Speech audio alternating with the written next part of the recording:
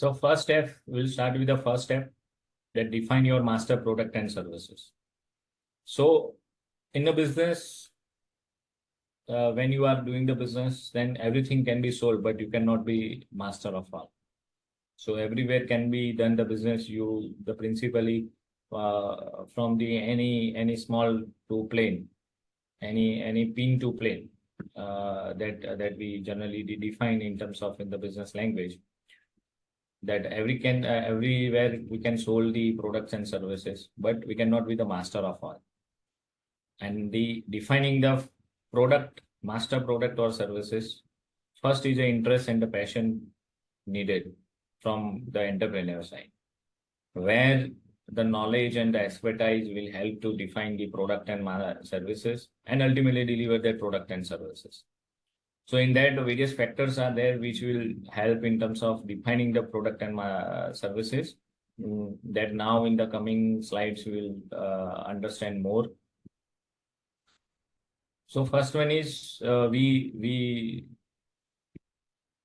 enjoy doing the business in terms of particular sectors, that what is your interest and the knowledge, and ultimately you define the product and the services from that interest and the knowledge.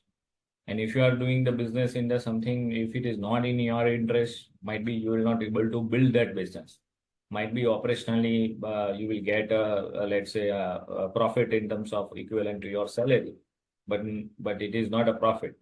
So if your business or your product and services are not aligned with your interest and the knowledge, then you will not enjoy that doing that business. So first is it has to be aligned with your interest and knowledge. Then the second comes is the customer needs and market demand. So customer needs and market demand, that is the second important thing, because what the customer wants, we need to sell it. We cannot push the product and services to the customer that you buy this product, because might be they don't need it, might be it will not solve their present problems, or it will not have the value creation. But we need to focus on in that customer segment, what the problem they faces. So ultimately that we define is solving the problem. So when you define the first your segment, interest and the knowledge, in that category, second step is you have to define your problem statement, considering the consumer and the customer, and henceforth the market demand. What is the demand for that solution? If customer has a problem or the consumer has a problem, if they are not demanding the solution, then you will not be able to sell that product or services to that consumer and customers. So there should be a demand on that. Then second comes the defining your product fit, which solves a specific problem, and there is a market opportunity for that. So parallelly, you should write down on your notebook that what is your interest, customer problem, and what the product you are selling.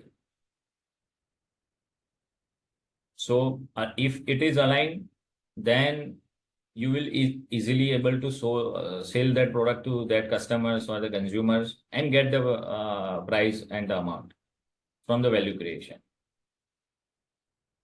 Then your product and services should have the opportunity for the innovation and differentiation, because every product is not made for a lifelong. So if you see any car or any mobile or any fashion, there is a product life cycle. In the product life cycle, the product grows and it will ultimately vanish from the market. So there should be the opportunity for you to bring the innovation and differentiation in the different product that you sold to the customers. In the services also, let's say first you give a services on the manual way, then with the digital or with the conveniency. The restaurant is the best example, where in previously we are used to go to the restaurant for a food. Now with the innovation that Zomato and Swiggy gives the delivery to our home for the same food. So it's an innovation and differentiation in the services. Same way in the product, we always see that inbuilt the same configuration of the any car. Engine capacity remains same, engine type remains same, but the outer side of the product is changing because the customer needs a new look and new experience from that product. So ultimately, that product life cycle gives the different innovations and the different product perspective for the customers. Then what is the competition in the market? So whether is there any competition? Then you need to build something different with a lot more value addition in that segment. Then you are able to sell your product and services. We generally refer as a blue ocean strategy and red ocean strategy. In a blue ocean, there is no competition. As said, no competition. In a red ocean, there is a huge competition in the market. So in which segment you are there, accordingly, you have to define your product and services to beat the competition, or if you are alone, then nothing you have to say, but you can deliver any product and services. Then the most important for a sustained business solution is the sustainability and the social responsibility. That is in the present term called it ESG, environment, social, and governance. In this ESG principle, the enterprise remains for years to come. That is called sustained business solutions. So always you thrive into the segment or the industry or the customer segment and the product segment, which ultimately sustain for a future years. If you look in terms of, let's say, present the oil, so might be after 20, 30 years, oil will not be there, petrol or diesel, petroleum products will be almost vanish in terms of business opportunities. But yes, so that is not a, so petroleum product is not a sustained solution considering the social responsibility and environmental impact. So your product and services should fit to that. And there is an index on that, which ultimately you have to refer in terms of ESG index. That if you are high in ESG index, your product called as a more sustained and the social responsibility solution. Then the most important part is for the defining your product and services is regulatory compliances.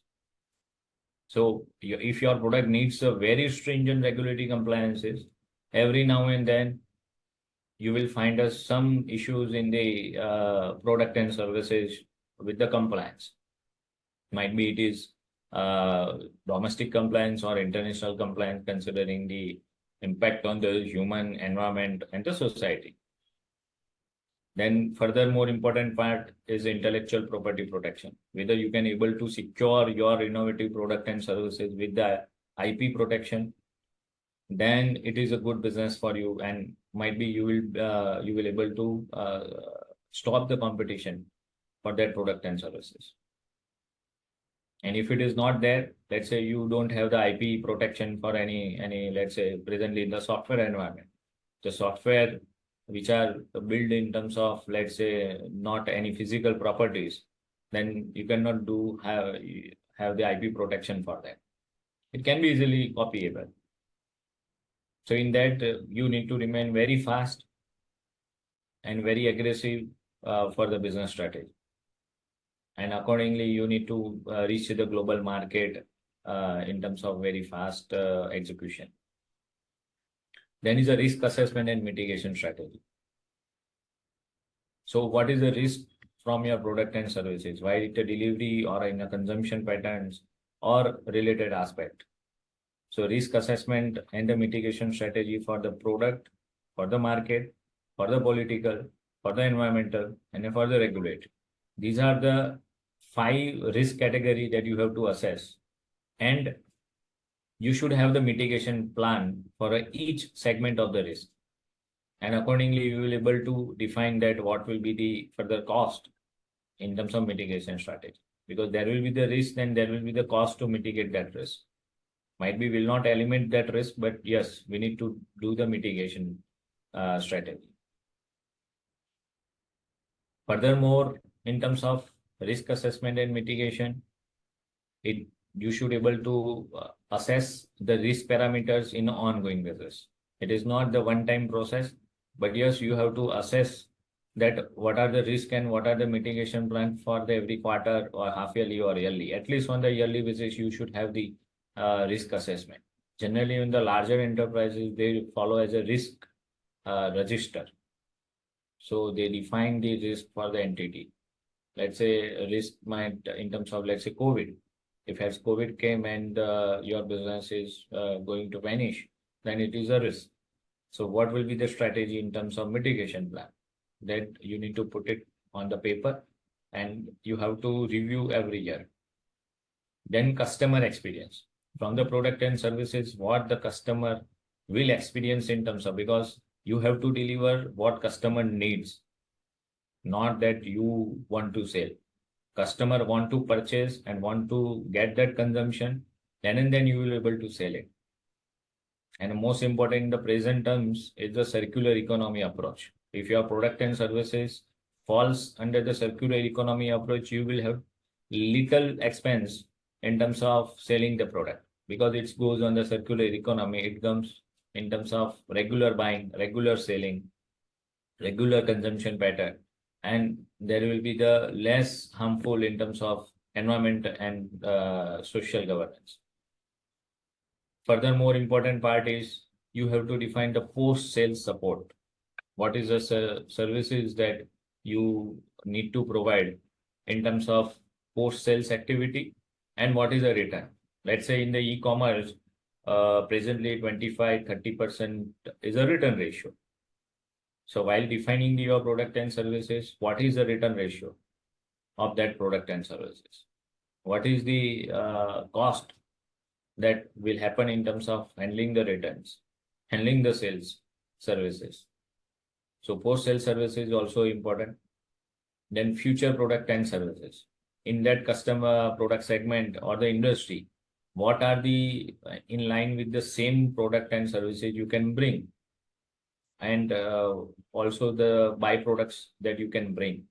So for cross-selling or for the same customer segment, what the other products you can provide or the services you can provide, which ultimately gives you the higher margin with the lesser cost. So while defining the product and services, the future opportunities in that product and services, you also have to list down in terms of vision statement. Then product viability. Considering the above all factors, you have to estimate the cost of delivering the services. Here, the costing is not a marketing expense or not other expense that you need to include, just only the cost for delivering the product and services you have to list down and calculate. And what the profit you will get. Because in the present competitive world and homogeneous competition, there is a little difference from the product and services from the availability of the market.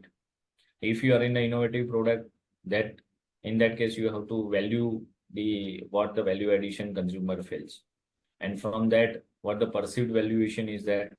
So considering that what the profit you will get, it might be 1%, 2%, or if it is in negative, then you cannot do the business in that product and services, or you have to re-engineer your costing and the strategy to manufacture or deliver the product and services.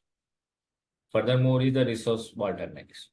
So resource bottlenecks for the product and services is called when you have resources in the limitation, you cannot expand your business globally. Might be, let's say, any one chemical or any material which is available in a limited resources. So that resource bottleneck is also the important criteria while defining your product and services. आपके पास ऐसा product आ गया कि भी समझो कि उसका समझो कि might be skills are very limited, might be resources are limited. So resources, terms of materials, man, machine, and materials, all three resources that you have to consider while checking the bottlenecks in your product segment. So considering this, might be you have list down in your paper that it is, if you are in existing business, then whether your product and services are matching with the above criteria, or you need to change slightly. Or might be if you are in a new business, then first you have to write down your product and services which you ultimately want to deliver and you enjoy doing that. It is a first and foremost step.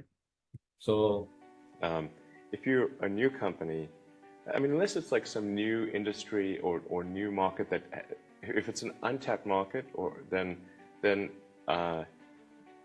you have more ability to, the standard is lower for your product or service. But if you're entering anything where there's an existing marketplace against large entrenched competitors, then your product or service needs to be much better than theirs. It can't be a little bit better, because then you put yourself in the shoes of the consumer and they say, why would you buy it as a consumer? You're always going to buy the trusted brand unless there's a big difference. So a lot of times, entrepreneur will come up with something which is only slightly better. And it can't just be slightly better. It's got to be a lot better.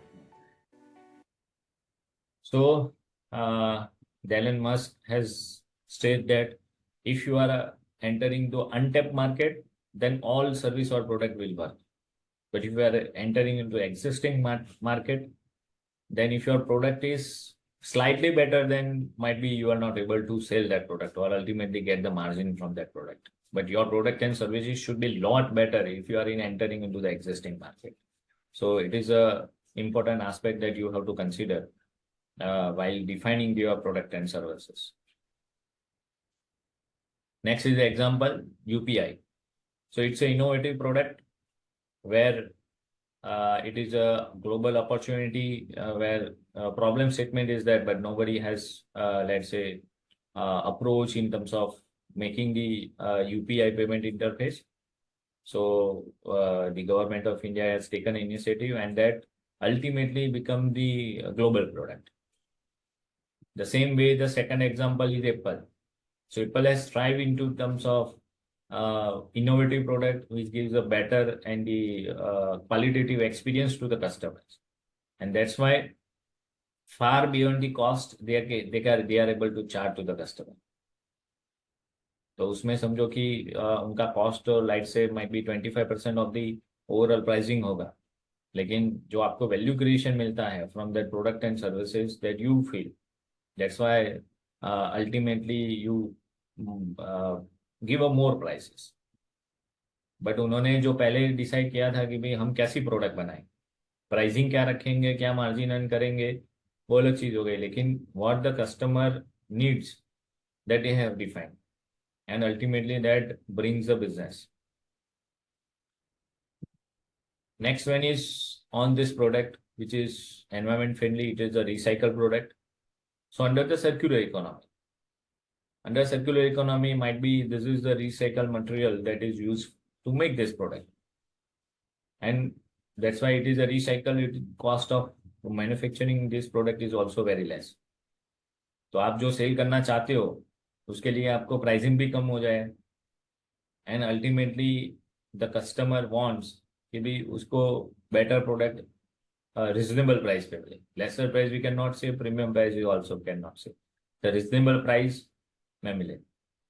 So this is the best example of circular economy. If you are falling under your product and services under circular economy, then you will have the regular income from the business. We are guaranteed. So this is the one Elon Musk, the Tesla truck that they have defined in terms of quality parameter.